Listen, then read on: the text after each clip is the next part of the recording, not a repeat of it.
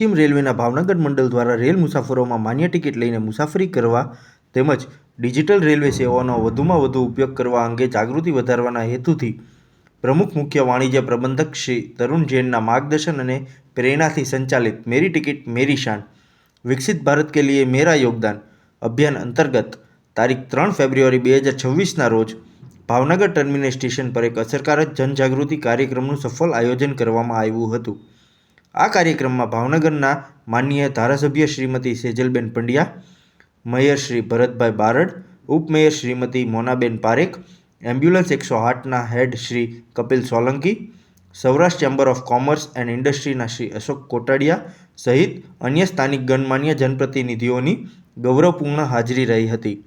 કાર્યક્રમ દરમિયાન જનપ્રતિનિધિઓએ મુસાફરોને માન્ય ટિકિટ લઈને મુસાફરી કરવાની મહત્તા અંગે અવગત કરાવ્યું અને સંદેશ આપ્યો કે ટિકિટ લઈને જ મુસાફરી કરવી જોઈએ. મેરી ટિકિટ મેરી શાન એટલે કે મારી ટિકિટ મારું ગૌરવ. આ કેમ્પેનમાં ઉપસ્થિત ભાવનગરના પ્રથમ નાગરિક mayor Shri Bharatbhai Barad, deputy mayor Monaben, પૂર્વ શહેર પ્રમુખ રાજીવભાઈ પંડ્યા, સોલંકીજી, નીલાબેન, અશોકભાઈ અને સમગ્ર સ્ટાફ. ખૂબ સરસ 10 દિવસનું આ કેમ્પેન છે. અહીંયા લગભગ 2 સમય મારા ખ્યાલથી નીલાબેન સવારે ને સાંજે વિવિધ લોકો આવી અને આ કેમ્પેનમાં ભાગ લે છે.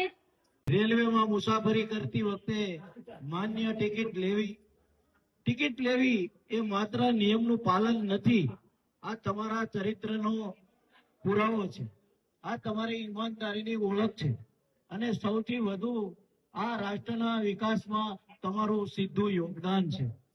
જ્યારે આપણે ટિકિટ ખરીદીએ છીએ ત્યારે આપણે ભારતીય રેલવેની આવકમાં યોગદાન તો આપીએ જ છીએ, પણ આજની આવક, નવી ટ્રેનો, સારી સુવિધાઓ, સ્વચ્છ સ્ટેશનો